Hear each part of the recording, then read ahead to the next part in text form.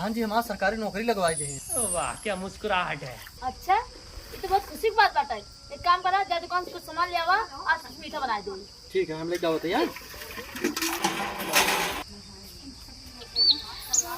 क्या सुनती है? हाँ दही जो है ड्यूटी और तुम अपन ध्यान रखो।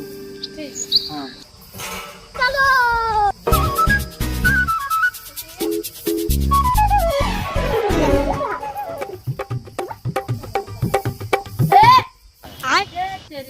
ये तो चला गया खाना वाले गन भूल गए हम।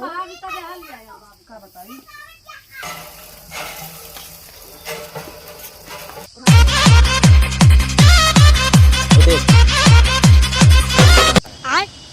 लेकिन एक सेकंड, अरे साला तो अलग फ्रॉड चल रहा है।